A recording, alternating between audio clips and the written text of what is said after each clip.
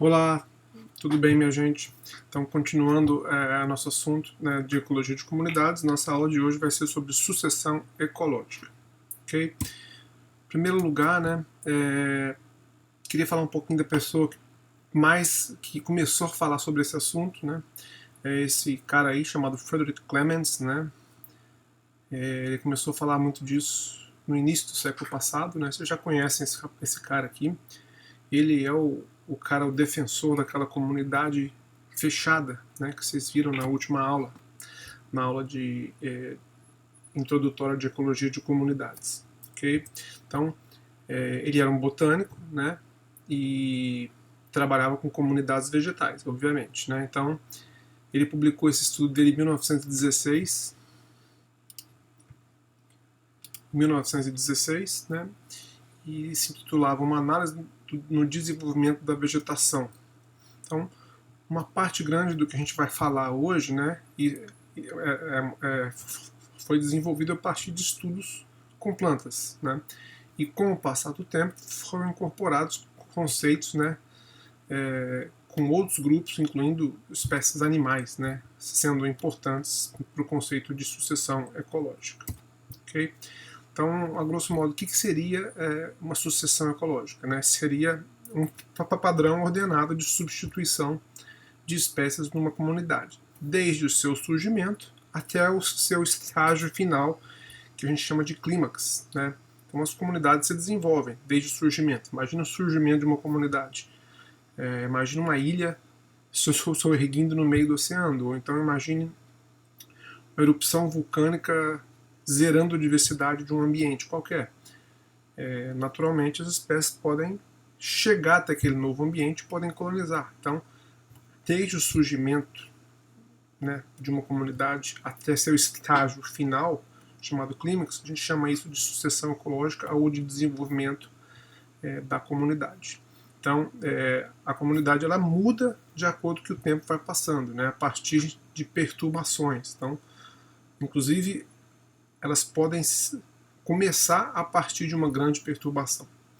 Então, ao longo desse tempo cronológico, nessas mudanças pela qual a comunidade vai passando, esses estágios eles são chamados de série, né? Então, cada um dos estágios é chamado de série. E o ponto final da série é chamado de clímax. Ok? Então, essa figura aqui mostra uma comunidade a partir da sua formação. Né? Isso aqui é artificial. Então imagina, o ambiente foi desmatado. Então, a diversidade aqui foi zerada, literalmente. Mas existem áreas próximas que podem se servir como fonte de espécies. Ou seja, elas podem propiciar espécies que vão colonizar esse novo ambiente que surgiu a partir de uma grande perturbação. Então, com o passar do tempo, né, que é no início, aqui são 7 anos depois, né, espécies começam a colonizar. Né? Inicialmente, esse ambiente aqui é muito diferente do ambiente original, que é isso que está aqui no fundo. Né? Conforme o tempo vai passando, né, o ambiente vai mudando estruturalmente, né? 15 anos aqui 30 anos, aqui 95, aqui 150 anos. Né? Essa mudança não é só estrutural, é uma mudança inclusive de composição de espécies, de abundância relativa de cada espécie. Uma abundância é uma variação em diversos níveis, né, de organização, vocês vão ver durante a aula. Né? E o ambiente no estágio final, vamos dizer assim, a partir desse momento ele estruturalmente não vai mudar mais, ele é muito parecido com o ambiente original que existia no local. Né? Esse ambiente de floresta seria uma comunidade em clímax, esse exemplo. Então, quando a gente trabalha com sucessão ecológica, a gente tem que levar em conta uma escala de tempo, né? E muitas vezes essa escala é bastante prolongada, né? Impossibilitando que um pesquisador consiga estudar ela por completo.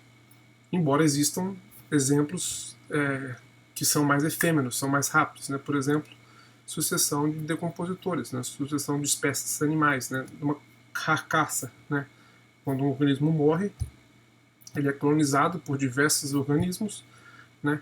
e ao longo da decomposição daquela carcaça, a composição dos decompositores vai mudando, né? Composição, abundância, né?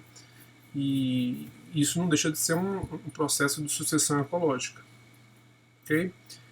E num ambiente florestal pode levar até centenas de anos, ou seja, é muito mais difícil, em teoria, de se estudar. O que não quer dizer que seja impossível, né? Existem várias maneiras de se estudar uma sucessão ecológica num ambiente de floresta, um ambiente que leva muito tempo, né? Então, existem meios de observação direta, que são mais difíceis, né? Porque se demora centenas de anos, você no mínimo precisa de muitos pesquisadores, né? Várias vidas, né? Muitas vezes, né? Ou também de métodos indiretos, né? Como é que a gente sabe que no passado existiam espécies que não existem hoje em dia? Então a gente sabe disso através de métodos indiretos que nos permitem reconstruir o que existia no passado. A busca por fósseis, né? Escavações, né? Quanto mais profundo, mais antigo, né? Você consegue fazer adaptações, né? Para saber a idade de cada profundidade. Consequentemente, a idade de cada fóssil que você está encontrando, né? Então, exemplos aqui de observações diretas desses eventos de sucessão ecológica, né? Então, essa ilha aqui chamada de Krakatoa, na Indonésia, né? Uma ilha bastante conhecida, né? Já foi muito estudada, especialmente por isso, né? Basicamente, um vulcão entrou em erupção em 1883, né? Que basicamente acabou com as espécies que ocorriam naquela ilha de Krakatoa, né? Rapidamente começou a ocorrer a colonização, né, de espécies provenientes de ilhas vizinhas, né? Dispersas inicialmente pelo ar, né, pelo mar, posteriormente por animais, né? Então, logo após a erupção do vulcão, os pesquisadores começaram a visitar o que sobrou da ilha, né? E o que começou a surgir na ilha, começaram a visitar e estudar, ver as espécies que existiam lá, de acordo com que o tempo ia passando, né? E num prazo de mais ou menos de 20 anos, o ambiente voltou a ter um porte de floresta, né? Ainda um pouco diferente do original, mas já era uma floresta, né? E depois de certo tempo ele se tornou praticamente idêntico ao original. Outra maneira de se estudar também sucessão ecológica é com o estudo de cronossequência, né? Esse exemplo anterior, né, eles observaram por dezenas de anos, né? Quer dizer, às vezes você precisa de muitos pesquisadores para você fazer isso, né? Muitas vidas, né? Porque ninguém vive, né? Imagina, 1983 para 1983, de 1800 para 1983 foram 100 anos, né? Imagina você estudar 100 anos para poder fazer um estudo, para você finalizar um estudo, né? Você estava enrolado, né? É muito difícil, muito trabalhoso, muito oneroso, né? Geralmente a gente precisa de respostas mais rápidas, né? Mas não quer dizer que a gente não possa se aproveitar, né, de coisas que as pessoas estudaram no passado e a gente estudar de novo para poder tirar esse tipo de conclusão. Bom, outros exemplos, né, de observações agora indiretas, né, são estudos de cronossequência. Esses estudos tiveram a sua origem, vamos dizer assim, com pesquisadores estudando no século XIX o lago Michigan, né. Eles perceberam que, de acordo com que o lago ia se secando, né, ele ia secando, aquele ambiente mais próximo à água ia surgindo uma comunidade ali vegetal ali que era diferente da comunidade vegetal mais distante do lago. Então, basicamente, né, quanto mais distante do lago, mais antiga é a vegetação. E quanto mais perto, mais jovem. Então eles perceberam que na verdade o lago estava secando, né, e à medida que o lago ia secando, uma nova comunidade, né, ia colonizando aquele ambiente. Espécies iam colonizando, inicialmente eram espécies mais com cara de espécies pioneiras, né, gramíneas, e gradualmente ia ficando mais denso, né, campo de gramas, de de arbustos e de florestas, de acordo com que a distância ia aumentando, né? Eles observaram isso também ao longo do tempo, eles viram, né, que locais que inicialmente eram campos de gramíneas se transformaram em campos em áreas de floresta com o passar do tempo. Então, é um outro tipo de estudo, de observação, né, de você fazer uma análise de cronossequência. Okay? Outro exemplo também, para se estudar a cronossequência, é com escavações. Né? O pessoal que trabalha com palenologia estuda o pólen. Né? Então, eles fazem perfurações no fundo dos lagos, né, que são... existem camadas sedimentares, né, camadas de sedimento que vão se acumulando ali ao longo do tempo. Quanto mais profundo, mais antigo, quanto mais no raso, mais recente. E você consegue descobrir a idade, né, daquelas espécies que você encontra de acordo com a profundidade, com datação de carbono 14, por exemplo. Existem outros também. Né, mas cada um melhor para avaliar certas idades, né, certa quantidade de tempo. E você consegue ver ao longo dessa cronossequência, né, eventos de extinção, eventos, né, de acúmulo de espécies. Então você consegue ver se certa idade tinha X espécies. O tempo foi passando, o número de espécies foi aumentando. De repente estabilizou o número de espécies. De repente teve algum evento que teve uma extinção de espécies ali. Quer dizer, teve uma erupção vulcânica, por exemplo, você teve um intervalo com nenhuma espécie e depois começou um surgimento, né, um aumento gradual do número de espécies. É outra maneira também de se estudar sucessão ecológica. Né?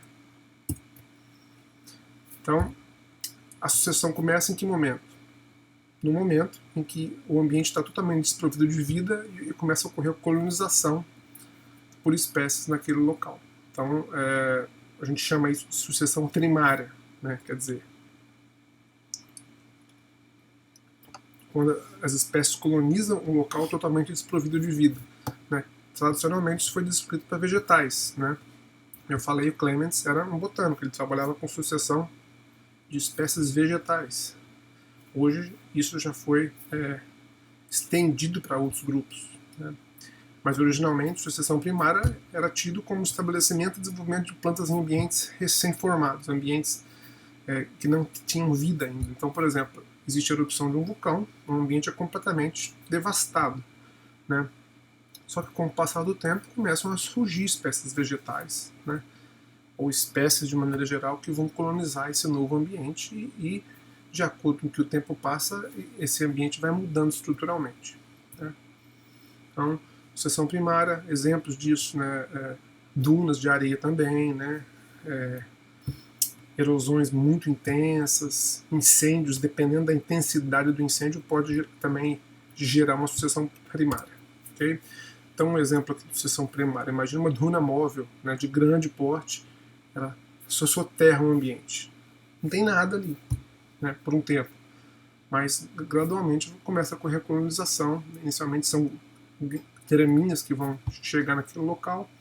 Essas gramíneas vão ser importantes, porque elas podem fazer com que a duna deixe de ser móvel. Né? Elas podem fazer com que a duna fique fixa naquele local. Né? As gramíneas vão propiciar que gradualmente formas mais arbustivas também consigam crescer. Por outro lado, as formas arbustivas vão propiciar que árvores maiores também consigam colonizar e promovam um sombreamento que vai fazer com que as gramíneas diminuam em quantidade no local. Então, essas figuras mostram a sucessão ecológica ocorrendo, né, ao longo do tempo. Então, tem aqui um resumo aqui. Estou conseguindo dar o play nisso aqui.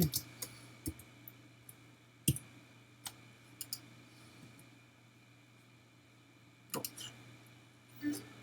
Então aqui rapidamente teria um resumo de como funciona a sucessão ecológica. É uma animação super interessante, bem simples, né? No começo não tinha nada, só tinha rocha, né? É um passarinho passa voando lá, faz o cocôzinho dele, né? Então imaginem isso. Eita, desculpa. Faz o cocôzinho dele, né? Esse cocôzinho junta com sedimento que o vento traz, né? Com restos animais, né? Por exemplo, restos vegetais, de acordo com que o tempo vai passando, né? Começa a crescer líquens, por exemplo, espécies começam a conseguir chegar naquele local. Aquele líquen, aquele sedimento que vai se acumulando vai criando uma sujeira, vai criando um sedimento, uma terra, né, que possibilita que espécies consigam germinar e crescer ali, né? E isso atrai outras espécies, né? Tanto vegetais quanto espécies animais, né? Então, e de acordo com que o tempo passa, a estrutura do ambiente vai mudando, né? Os animais começam a trazer espécies também que não existiam ali originalmente, né? Consequentemente abrindo espaço, abrindo uma gama de recursos para outros vegetais e outros animais, ok? Então cada vez maiores, né? E isso vai alterando a estrutura daquele ambiente. Então mais animais significam mais plantas e mais animais, né? Um ciclo vicioso.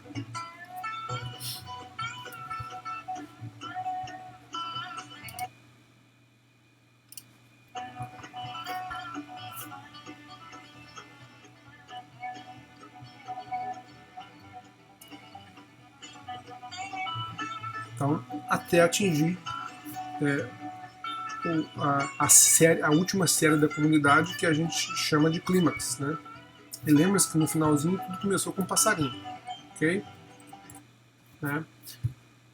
Bom, esse vídeo resume mais ou menos o que aconteceu, que acontece dentro de uma comunidade. Não sei se vocês perceberam uma coisinha um pouquinho diferente que eu cheguei a falar durante isso. Quem é que começou a sucessão, né? Lembra-se que eu defini agora mesmo que a sucessão primária, né, define um momento em que as plantas chegam, geralmente plantas chegam a ambientes completamente desprovidos de vida, né? Na verdade, inicialmente os primeiros estudos foram feitos com comunidades vegetais, né? O Frederick Clemens era um botânico, né? Mas posteriormente isso foi estendido para outros grupos, né? Geralmente quando a gente tenta montar uma aula sobre algum assunto, né? Muitas vezes o assunto é um assunto mais trivial que você encontra no livro-texto de ecologia, que tem uma coisa mais mastigada sobre o assunto. Nem sempre isso acontece, né? Às vezes acontece, mas mesmo quando isso acontece, a gente sempre faz um esforço de ir atrás de coisas que não são muito triviais, né? Nesses livros sobre o assunto, né? Livros de ecologia, né? De maneira geral. Por uma coincidência, né? Quando eu fiz o concurso no UFPB, algum tempo atrás, em 2007, um dos assuntos que poderiam cair na aula, na prova, era a sucessão ecológica.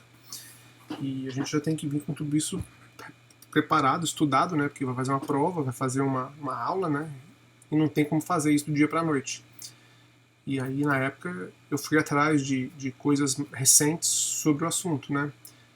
E encontrei esse estudo aqui na época, né? De 2002, né? Hoje parece que é antigo, mas na época era bastante recente, né? Mas em ecologia isso não é nada antigo, na verdade, né? Então, comunidade primária, assentamento de comunidade primária na Terra, os estágios faltantes, né? Por que os heterotróficos sempre chegam primeiro? Na verdade, esse artigo ele tenta ressaltar, né, a importância de organismos heterotróficos. Lembrem-se que plantas são autotróficos, né, produzem seu alimento. Heterotróficos não produzem, são os animais, né? Então, lembrem-se, a maior parte dos animais. Então, lembrem-se que tradicionalmente a sucessão primária é feita por autótrofos, né, por espécies que vão produzir seu alimento, e a partir disso isso alimenta a base da cadeia trófica, que vai propiciar que outros organismos cheguem, inclusive os heterotróficos, né? Mas, né, ele ressalta que existe uma fase inicial que ela é amplamente ignorada, chamada de fase heterotrófica, né? Por isso que, por que os heterotróficos sempre chegam primeiro, né? Então, basicamente, os heterotróficos, eles propiciam o terreno para a colonização dos autótrofos, das plantas, né? Então, lembre-se daquele videozinho, desculpa, gente, naquele videozinho, quem é que chegou primeiro lá? Foi um passarinho que passou voando e fez cocô, né? O passarinho é heterotrófico, então a presença desses autotróficos propicia matéria orgânica no local, que pode propiciar, que pode facilitar a chegada de outros organismos, incluindo, né, os autotróficos, né? Então, os heterotróficos propiciam a matéria orgânica, né, que vão se transformar num substrato receptivo a outros organismos, né? Então, essa tabela aqui é desse artigo, se a gente olhar aqui, não precisa, vou tentar explicar rapidamente, né? Então, basicamente, ele descreve diversos ambientes, né? Aqui é um local, aqui é um lugar de neve, glaciais, aqui é a superfície do oceano, aqui é a superfície da Terra, né? Diversos locais, que são os países, Estados Unidos, Suíça, Finlândia, né? Aqui são os animais, os grupos que ele registrou nesse local. São todos ambientes em estágios iniciais de sucessão. Então, o que seria esse HE+. A gente olhar aqui, HE, né? HE é heteróptera, HO, homóptera, L, lepidóptera, D, díptera, C, coleóptera, besouro, né? H, himenóptera, né? Mariposa, né? Então, assim, mostrando que eles encontraram, antes de ter qualquer forma de vida vegetal, né? Já existiam nesses diversos invertebrados aqui, né? Então, ele dá exemplo de diversos ambientes em estágios iniciais de sucessão, quer dizer, ambientes em sucessão primária, acabou de surgir o ambiente, né? Mostrando que antes de chegar a planta, chegam diversos desses animais, né? E esses animais, além desses animais, podem chegar outras coisas, né? Então, por exemplo, aqui é o substrato, neve, aqui é a localidade, aqui é o país, né? Que é referência de onde ele tirou esse um artigo de revisão, né?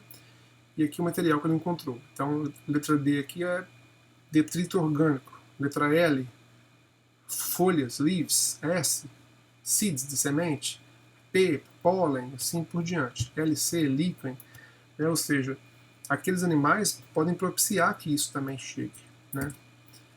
Ok? Então, esses são só mais exemplos aqui, mostrando que, de fato, antes de chegarem as plantas, podem chegar muita coisa, pode chegar muita coisa. Então, essa fase da sucessão é chamada de fase heterotrófica, né? Fase heterotrófica. Então, só para vocês terem da quantidade de indivíduos que eles chegavam a registrar, de 5 mil a 15 vezes a sexta indivíduos por hectare. Né, isso aqui em montanhas lá no Alasca, né, e isso gera uma quantidade muito grande de nutriente também, né, é uma quantidade considerável de toneladas de nutriente, né, e de matéria orgânica. Então ele chamou isso de fase heterotrófica, né. Se vocês pegarem um livro de ecologia, pode pegar o Rickles, pode pegar o Begon, pode pegar outros diversos, vocês vão ver que não é muito trivial encontrar isso dentro de um livro de ecologia. Então é uma coisa de amplo conhecimento, né? Está publicado em diversos artigos, mas ainda não é muito difundido em livros de ecologia. Ok? Então, os heterotróficos, né? Essa fase heterotrófica, né? Esses organismos vão criar condição para que os autótrofos se estabeleçam naquele local. Ok? Bom, então, sucessão primária, a gente acabou de falar, agora a sucessão secundária. O que seria a sucessão secundária? É uma sucessão que ocorre numa comunidade já estabelecida, né, após uma perturbação, né, é um estudo muito menor, né, ocorre uma perturbação e depois de um tempo aquela comunidade retorna ao clímax. Então, por exemplo, uma árvore cai e abre uma clareira. Então, uma árvore é uma coisa muito grande, muito pesada. Então, quando ela cai dentro de uma floresta, ela não cai sozinha. Ela cai e derruba muitas, né? Imagina um grande animal morrer, tipo um elefante morreu, caiu, né? A decomposição desse animal nesse ambiente também tem o poder de abrir uma clareira também, né? Então essa foto aqui é uma foto que eu tirei não tem muito tempo atrás, numa disciplina de zoologia de campo da pós. A gente percorria um caminho diariamente, né? Isso em Pernambuco, cidade chamada de São Vicente Ferrer. Então a gente percorria um caminho para poder olhar as armadilhas, né? E de repente um belo dia tinha uma árvore gigantesca caída no meio da estrada, né? E ela caiu e ela levou por baixo umas 15, 20 árvores muito grandes também junto com ela, né? Então aqui está a estrada, né? E essa é a árvore que caiu. Isso aqui são raízes, né? Parece que é pequeno, mas é gigantesco isso aqui, né? E isso caiu e veio derrubando, né, um número muito grande de árvores, né? Então abre uma grande clareira, né? Lógico, nada comparável, né, com uma erupção vulcânica, né? Então, assim, coisas que podem provocar uma sucessão secundária, né, são incêndios, inundações, né, tempestades, furacões, entre outros, né? Dependendo da intensidade, incêndio pode também provocar uma sucessão primária, né? Então, depende muito da intensidade do incêndio, né? Então, a gente muitas vezes pode conseguir observar um estágio de sucessão, né, diversos estágios diferentes de sucessão, um cronossequência, observando ambientes desmatados, né, plantações, né, abandonadas. Então, por exemplo, aqui, essa reconstrução aqui de estágios sucessionais foi tudo feito em uma região não muito, áreas não distantes entre si, mas em estágios diferentes de recuperação, né? Então, ambientes menos mexidos, né, com mais de 200 anos, né, de alguma perturbação intensa, né, até ambientes recém-formados, que foram desmatados há menos tempo e estão com menos espécies, com estrutura física muito diferente ainda. Né, isso nada mais é do que uma cronossequência, né, de uma sucessão ecológica. Então, algumas vezes não é muito simples você separar uma sucessão primária de uma secundária. Né? A gente mostra os exemplos mais extremos, né? Mas nem sempre é muito simples. Né? Então, de maneira geral, o incêndio ele pode não ser muito intenso, ele pode causar uma sucessão secundária, mas ele pode também ser muito intenso e causar uma sucessão primária. O incêndio pode matar as espécies que estão ali e matar as sementes que estão no solo, dependendo do tipo de ambiente e do tipo de incêndio. Né? Desmatamento menos, né? Porque o desmatamento ele mata a parte aérea, mas ele não mata a parte que está no solo, ou pelo menos a maior parte dela, né? Bom, então a partir do momento que a comunidade surge no ambiente, começa a acontecer, começa a sucessão ecológica, as espécies vão se substituindo ao longo do tempo, né? E elas vão atingir o clímax, né, o chamado ponto final, né, do desenvolvimento daquela comunidade, que é chamado de série, ok? Né? Então, o último estágio de desenvolvimento de uma comunidade, né, a última série, né, é chamada de clímax, né? Então, o Clemens, né, o Frederick Clemens, lembra-se que ele é o cara que defendia a comunidade fechada, que dizia que as comunidades eram fechadas. Eles diziam que todas as comunidades do globo elas estariam caminhando para um mesmo clímax, né, para um mesmo estágio de sucessão, né? Esse estágio seria um estágio florestal, ok? E o que determinava ambientes diferentes? Por exemplo, você tinha uma floresta, você tinha um ambiente mais aberto. O que determinava isso? Eles diziam que aquelas comunidades eram comunidades imaturas, né? Que se não existissem coisas que mantivessem aquela comunidade como imatura, ela inevitavelmente iria atingir um clímax de floresta, né? Vocês acham que isso é verdade? Na verdade, isso vem de confronto com a ideia do Gleason, que era aquele outro cara que defendia a comunidade aberta, né? Que diziam que as espécies ocorriam ao longo de gradientes ecológicos, né? E que na verdade, né, então o Gleason defende uma coisa diferente. Ele defende que ao longo da sucessão você podia ter clímax diferentes, né? Podia ter clímax de floresta e clímax que não eram de floresta. Então ele não dizia que aquele ambiente, se não existir nada que impedisse aquele clímax, né, ser de floresta, ele defendia que aquilo ali podia ser um clímax, né? Mas o que determinava aquele clímax eram fatores intrínsecos daquele ambiente. Então, ambientes que tinham solo mais raso ou que tinham uma umidade diferente poderiam não sustentar um clímax de floresta. Eles sustentavam um outro tipo de clímax, né? Mas aquilo também era um clímax, né? Já o Clemens dizia não, dizia que aquilo era uma comunidade imatura, né? Que se não existissem coisas que impedissem, né, aquele clímax, ele ia atingir e virar uma floresta, ok?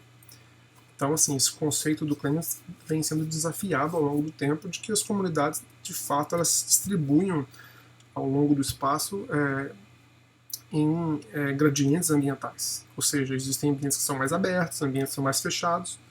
Existem vários fatores que influenciam para isso, tanto fatores topográficos quanto fatores diferentes, por exemplo, animais, né? Animais que se alimentam da vegetação, ou distúrbios, né? O fogo também pode influenciar no clímax, né? Ok? Então, resumindo, né, a sucessão primária, secundária, a sucessão ecológica de maneira geral, ela vai resultar na habilidade que as espécies têm de chegar no local, de colonizar, né? E a partir da colonização, né, quais as mudanças que ocorrem no ambiente, né, com a chegada de novas espécies. Então, as espécies colonizam, né? Essa chegada possibilita que outras espécies também cheguem. Muitas vezes as espécies que chegam podem inclusive inibir as espécies que chegaram primeiro, né? E com o passar do tempo, aquela comunidade vai atingir uma comunidade clímax, ok? Né? Vai chegar um momento que as espécies vão conseguir conviver naquele ambiente. Uma não vai excluir mais a outra, né? Mas elas vão conseguir, elas até podem competir ou podem evitar competir, evitando o uso de recursos, dos mesmos recursos, né? Evitar a sobreposição de nicho, mas elas vão se tolerar naquele ambiente, né? Quando chega nesse momento, a comunidade ela atinge o clímax, né? É o ponto final da série, né? Que é o último estágio do desenvolvimento de uma comunidade, ok? Então, ao longo da sucessão, ocorrem diversos processos, né? Que são processos de facilitação, quando uma espécie facilita a chegada de outra no ambiente, inibição, quando uma espécie inibe outra espécie no ambiente, e processo de tolerância, quando uma espécie tolera a outra. Elas conseguem conviver ali no mesmo ambiente. Até podem evitar a competição usando recursos diferentes, ou não, se o recurso não for limitante, mas elas se toleram. Então eles definem isso como um processo de tolerância. Então, quem descreveu esses processos foram esses dois caras aqui, Connell e Slater, né? Esse aqui é o artigo original deles, que eles publicaram em 77. Então, Joseph Connell é o mesmo carinha que eu falei na última aula do fantasma da competição passada, e Ralph Slater. Então, mecanismos de sucessão em comunidades naturais e o seu papel na estabilidade e organização da comunidade. Ok? Então, só falando, esse aqui é o resumo do artigo, né? Então, sucessão se refere a mudanças observadas em comunidades ecológicas seguidas após uma perturbação, né? Que abrem um ambiente relativamente grande, né? Os primeiros estudos descreveram a sequência de espécies que sucessivamente invadiam o ambiente. Estudos mais recentes, ele cita o Clemens aqui, inclusive, ó, tá vendo? Estudos mais recentes têm descrito mudanças em outras características como biomassa, produtividade, diversidade, largura de nicho e outros, né? Nesse estudo nós vamos discutir apenas mudanças na composição de espécies. Então eles descreveram 3 processos que ocorrem ao longo de uma sucessão ecológica, que é o processo de facilitação, quando uma espécie de cada série pavimenta, né, possibilita a chegada de espécies de outra série, né? Vocês já ouviram disso na aula de hoje, sem eu dizer esse nome, né? Dizer que era um processo, mas quando eu falei que o passarinho passou lá, fez o cocô, aquele cocô que ele fez possibilitou que outras espécies chegassem ali, chegasse uma semente e germinasse. Então, isso é um processo de facilitação. Então, a mesma coisa ocorre quando gramíneas fazem com que a duna deixe de ser móvel e possibilitem que arbustos consigam colonizar aquele ambiente. Então, isso é um processo de facilitação, né? E inibição. Então, depois que chegam os arbustos, começam a crescer espécies que vão causar alguma sombra, né? Elas vão fazer com que as espécies iniciais, as espécies pioneiras, né? As gramíneas, por exemplo, pensando em plantas, né? Diminuem muito em frequência. Quer dizer, o sombreamento que as espécies clímax promovem vão inibir que espécies pioneiras continuem naquele ambiente. Mas elas não desaparecem, elas ocorrem em frequências muito menores, podem ficar sementes latentes no ambiente ainda. Qualquer perturbação que ocorrer no local, derruba uma árvore, abre uma clareira, bate o sol, começa a brotar espécie pioneira de novo. Okay? Então esse é um processo de inibição.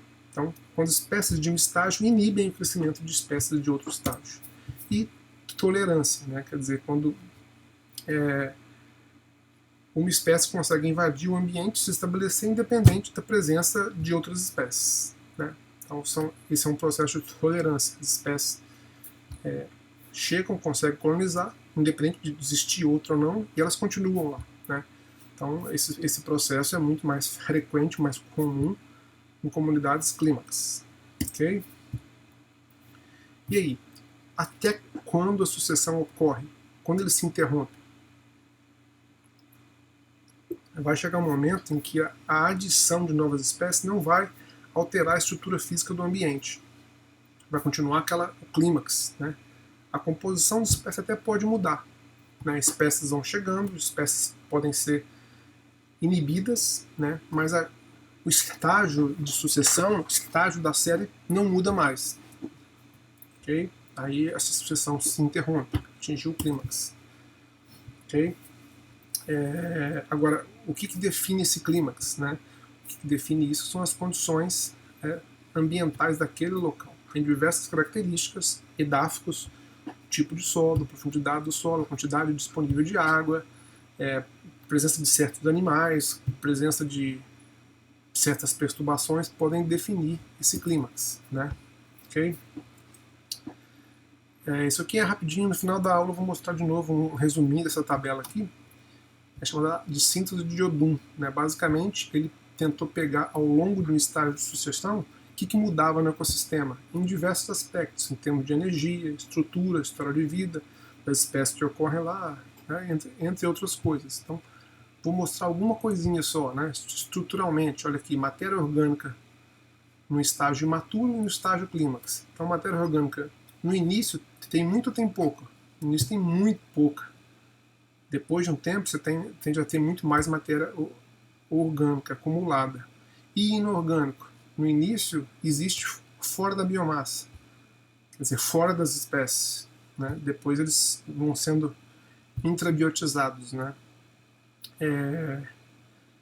Produção primária, será que é mais no início? Você tem muito mais no início ou depois? No início tem alta produção líquida primária, depois diminui. Né?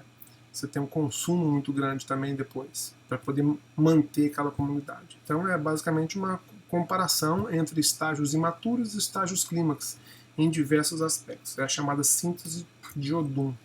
Ok?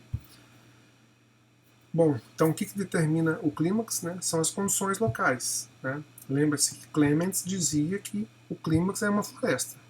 Né? E se tinha alguma coisa local que impedia aquilo ali ser uma floresta, o que acontecia ali era que aquela comunidade não era um clímax, era uma comunidade imatura ainda. Já o Gleason dizia que não, aquele é clímax também. Só que o clímax dali é diferente de um clímax onde tem uma floresta. Quer dizer, existem fatores locais que fazem com que aquele clímax seja um clímax diferente. Né? Então, tem diversas variáveis que influenciam no clímax de um ambiente. Por exemplo, o fogo. Né? Locais que pegam fogo com alguma frequência vão ter um clímax muito diferente. Né?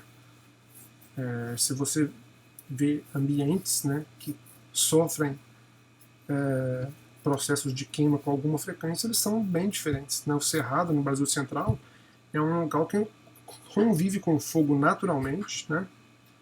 Embora desde o nosso surgimento esse fogo tenha sido completamente descontrolado, diferente, né? Mas o fogo natural, né, é um fogo que ocorre na época da chuva. Né? O fogo natural ocorre com raio. Ele geralmente não é tão intenso, né? Porque está tudo úmido, né? Está chovendo. Né? Mas ele é importante e ele pode fazer com que os ambientes fiquem mais, né, abertos de certa maneira, né? Quer dizer, pode ter uma predominância, né? Pode ter uma de ambientes menos florestais nesse aspecto, né? Ou manter a estrutura da vegetação em níveis, em uma transição vertical um pouco mais baixo, né? Isso dá para demonstrar artificialmente, né? Lá em Brasília tem um projeto chamado Projeto Fogo, que é feito lá na Reserva Ecológica do IBGE, onde tem uma professora que submete diversos ambientes lá de cerrado, em diversas fitosionomias de cerrado, né, a regimes diferentes de queima. E ela mostra que um tipo de cerrado, né, de fisionomia, dependendo da quantidade de fogo que ele levar, né, ele pode se transformar, pode ser considerado um outro tipo de, uma outra fisionomia, né? Você pode pegar um cerradão, você botar muito fogo nele, você vai achar que ele não é um cerradão, ele é um outro tipo de cerrado simplesmente por causa do fogo, da ação do fogo naquele ambiente com certa frequência. Outra coisa é a ação de grandes herbívoros, também pode modificar o clímax de um ambiente, né? Bom, ainda existem clímax que são bastante passageiros, né? São os chamados clímax transientes. Né? Então imagina um ambiente, chove, forma uma poça d'água gigante. Nessa poça d'água ocorre a colonização de diversas espécies, peixes que podem deixar os ovos nesses ambientes, anfíbios que estão enterrados, né, sai do chão, começa a vocalizar, atraem as fêmeas, reproduzem, deixam os ovos, e aquilo ali seca, acabou. Então são clímax temporários, clímax transientes. Né? Então poças de estação chuvosa, excrementos, né, também. O bicho faz um cocôzão, tem a colonização de diversos organismos ali, vão consumir aquela matéria orgânica ali e rapidamente aquilo ali desaparece. Corpos em decomposição também é a mesma coisa. Ok?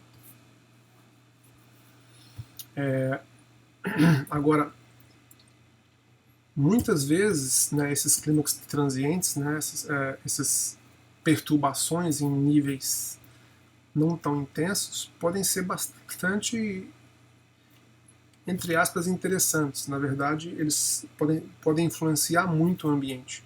E, a grosso modo, uma influência que, de maneira talvez bem grosseira, pode parecer vantajoso, na verdade, dependendo do tipo de distúrbio.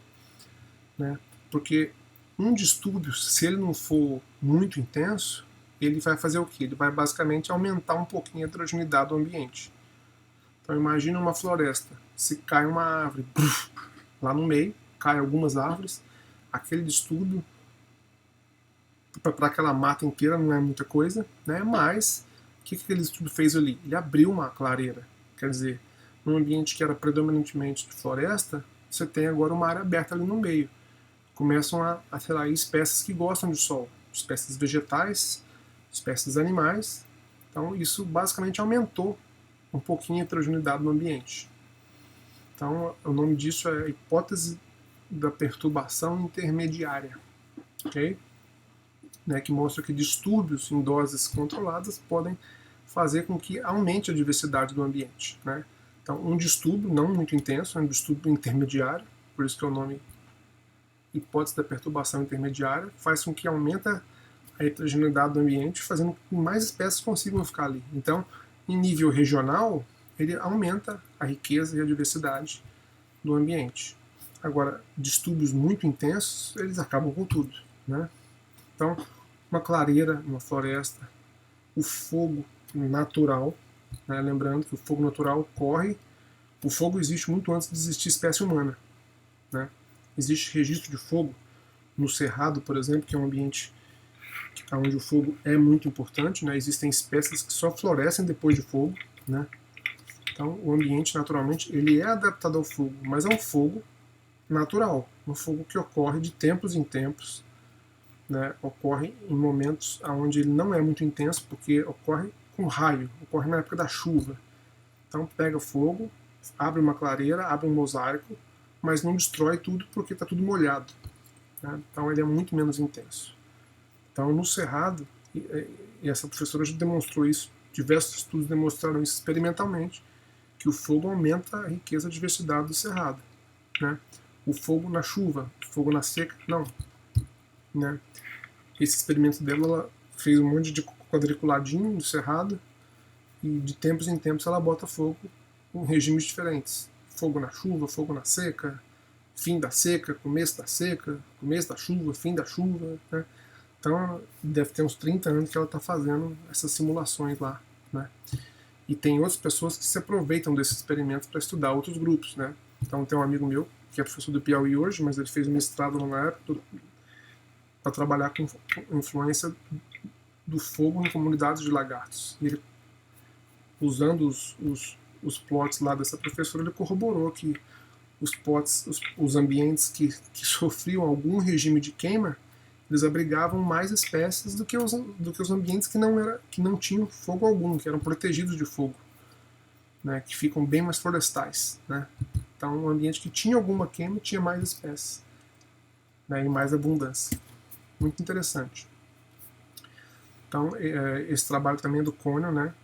É o trabalho que descreve a hipótese que eu falei para vocês agora da perturbação intermediária. Então, estão vendo como esse cara aqui foi importante, né? Ele ainda é vivo, né? Ele foi importante, né, para ecologia de comunidades, né? Na aula de competição, né? Competição passada. Na aula de comunidade, agora, né? A gente falou agora mesmo dele das processos que ocorrem dentro da associação ecológica, agora está falando do distúrbio intermediário, né? Então é um cara impressionante. Ele fez esse trabalho, ele tentou demonstrar essa hipótese dele estudando árvores e ambientes recifais. E conseguiu demonstrar usando os dois modelos, né? Bom, ao longo de uma sucessão, as espécies que vão ocorrer no ambiente, elas podem ser diferentes, né, estruturalmente. Então, por exemplo, inicialmente, como eu falei, as espécies que chegam ali são as chamadas espécies pioneiras.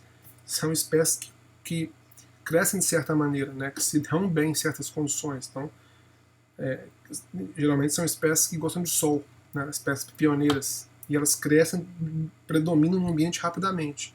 E elas possibilitam que outras espécies cheguem lá. E as outras espécies que vão chegar fazem com que elas diminuam, as espécies pioneiras diminuem em frequência, inibem elas. Então, as características das espécies que dominam as séries, elas vão mudando ao longo do tempo. Ok? Então, essa tabelinha aqui, ela dá uma ideia, né, das características, né, dessas espécies em estágios iniciais e em estágios finais de sucessão, espécies vegetais, né, no caso. E basicamente isso aqui é um pedacinho daquela síntese de Odum que eu mostrei agora mesmo. Então aqui, será que no estágio inicial, em relação ao final, você tem muito mais semente ou muito menos semente? Então inicialmente você tem muitas sementes. As espécies iniciais, elas chegam, geralmente, inicialmente pelo vento, né? As espécies em estágios finais de sucessão, em clímax, né, geralmente a maior parte delas elas são transportadas por animais. Então, para se transportar uma semente pelo vento, precisa vir de que jeito? Precisa vir voando, né? Quer dizer, não pode ser um abacate, né? Tem que ser uma semente bem leve, né? Que o vento consiga trazer e ela chegar. Agora, para um animal levar, ou ele precisa ser enganado, né? Tipo um carrapicho grudou nele, ou ele precisa ser atraído por alguma coisa que seja interessante para ele, né? Tipo um abacate, tem uma polpa nutritiva, gostosa, que ele come, leva embora a semente, né? Ou leva para algum outro lugar, para comer em outro lugar, e acaba dispersando. Então, as sementes tendem a ser muito menores também em estágios iniciais e maiores em estágios finais, assim por diante. A dispersão, que eu acabei de falar sem querer, ó, no início ela vem mais em vento, né? E quando vem animais, ela vem grudada, né? E já no final é muito mais por ingestão dos animais, né? E assim por diante, né? Então, assim, é uma comparação das características das espécies que dominam as séries, né? Em estágios mais iniciais e mais finais de sucessão, ok? E aí, em animais, a sucessão ocorre em animais? A gente já mostrou que sim, né? A gente já mostrou que sim. Então aqui é um vídeo bem rapidinho, não vou passar inteiro porque é meio demorado, acaba sendo meio chato, mas é um vídeo de uma decomposição de um bichinho, de um porco, na verdade. Por que o porco? O pessoal que trabalha com entomologia forense, o pessoal que gosta do CSI, né? Tem CSI, uma série na televisão, que estuda, tenta desvendar os crimes, né? Muita gente que faz isso trabalha com forense. E eles usam o porco como modelo. Por quê? Os crimes que a gente fica preocupado em solucionar são crimes que ocorrem com a nossa espécie, né? E então nos interessa saber quais são os organismos que vão colonizar a nossa espécie quando a gente morre.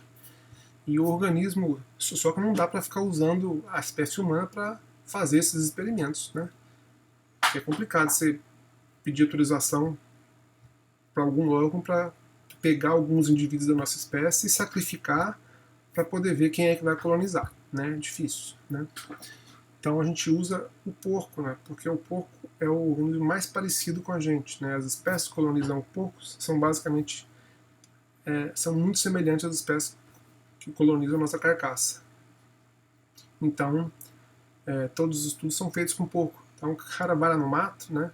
Por exemplo, a ideia original é que estudar o que aconteceria com o corpo que morreu no ambiente de caatinga, no ambiente de floresta, no ambiente urbano, em algum lugar, na Amazônia, né, assim por diante. Então, assim, uma vez que você conhece as espécies que vão colonizar uma carcaça em diversos ambientes, né, você consegue, ao encontrar uma pessoa morta no ambiente, o perito vai lá, ele coleta a espécie que está naquela carcaça, ele vai dizer, essa espécie aqui é de caatinga, é de mata, então dá para ter uma ideia se a pessoa morreu ali naquele ambiente ou ela morreu em outro lugar e foi levada, dá para ter uma ideia de quanto tempo ela já morreu e assim por diante.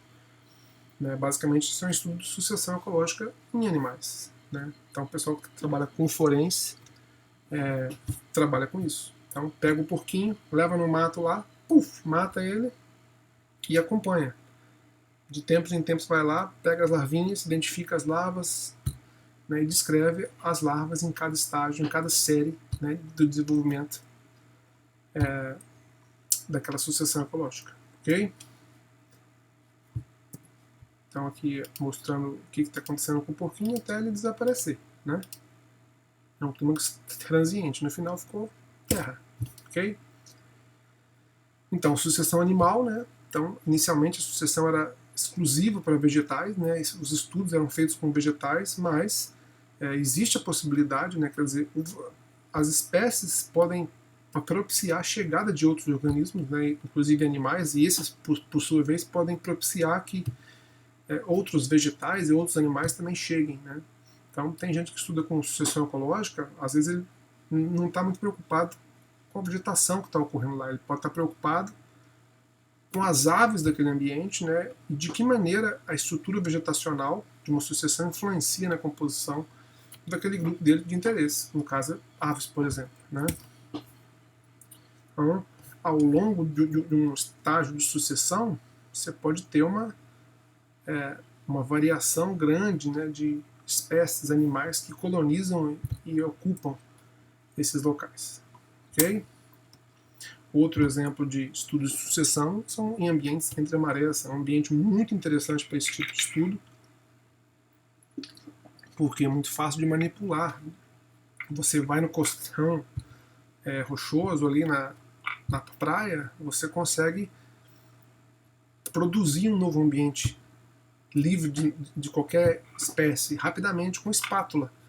Você raspa aqui e você acaba com tudo. Você vê quem é que vai colonizar primeiro. Você tem os ambientes adjacentes, você tem a composição e a abundância relativa das espécies que ocorrem naquele local, e você consegue acompanhar rapidamente como as espécies colonizam aquele ambiente, aquelas comunidades entre marés. Ok? Então, por exemplo, né, cracas, macroalgas, né, então, ao longo do tempo, né, você consegue acompanhar quem é que chega primeiro, quem é que exclui quem é que inibe quem, né, e assim por diante. E também é um ambiente muito usado, né, para esse tipo de estudo. Então, Só dando exemplos, né, de que as pessoas estudam em sucessão ecológica. Existem coisas mais, em teoria, mais bizarras, né, mais estranhas para a gente. Né? Por exemplo, esse estudo aqui, ó, sucessão ecológica e viabilidade, né, de microbiota associadas a humanos em banheiros. Né? Quer dizer, banheiro é um ambiente, né? Se você vai lá e limpa o banheiro, passa água sanitária, né? Você limpou tudo, não tem nada ali. Será que vai ficar sempre limpo? Não, o ambiente vai sendo colonizado, né? Então a pessoa vai lá no banheiro, dá uma descarga, né? Alguém usa o banheiro, então um cara estudou as espécies, né, de microbiota, né, associada a banheiro, né, mostrando que gradualmente vai aumentando a quantidade de espécies que ocorrem em superfícies diferentes, né? Assento da privada, no chão, no local que se aperta para sair o sabão, né, assim por diante. Né? Então, tem gente que estuda até sucessão ecológica dentro de banheiro.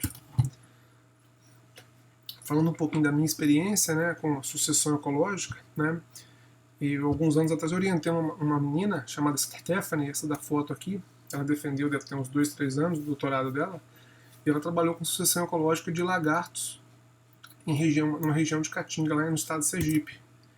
Então, basicamente, nós pegamos 3 tipos de ambientes naquela região, não é muito difícil, não é muito fácil de achar isso. Aqui é um ambiente, aqui é outro e aqui é outro. Esse ambiente é um ambiente que tinha sido desmatado há cerca de 5 anos. Esse ambiente é um ambiente que tinha sido desmatado há mais ou menos 15 anos. E esse ambiente é um ambiente que tinha mais de 30 anos que ninguém desmatava. Na verdade, ele tinha muito mais que isso. Tinha mais de 70, 80 anos que ninguém desmata. Né? São todos ambientes não tão distantes. Né? O máximo mais distante entre um e outro é 20, 30 quilômetros. Né? Então, isso aqui é seca e chuva. A, seca, B, chuva, assim por diante. Né? Mesma foto no mesmo lugar. E a gente estudou as comunidades de lagarto nesses tratamentos para se avaliar a sucessão ecológica, né? Como que a comunidade de lagarto se comporta, né, em relação a estágios diferentes de uma sucessão ecológica. E quando a gente coleta os dados, a gente tenta coletar o máximo possível de informações, né? E um tempo depois apareceu um outro aluno, não consegui uma foto dele aqui agora, mas para trabalhar com parasitas que estavam colonizando esses lagartos, quer dizer, endoparasitas. Então, a gente abriu os lagartos, retirou os estômagos para ver o que eles comiam, né? E ele pegou os parasitos, né? Aí ele viu como que os estágios sucessionais, né, influenciam, né, na diversidade, riqueza e diversidade de parasitas, né, desses lagartos. Então esse trabalho está até submetido já.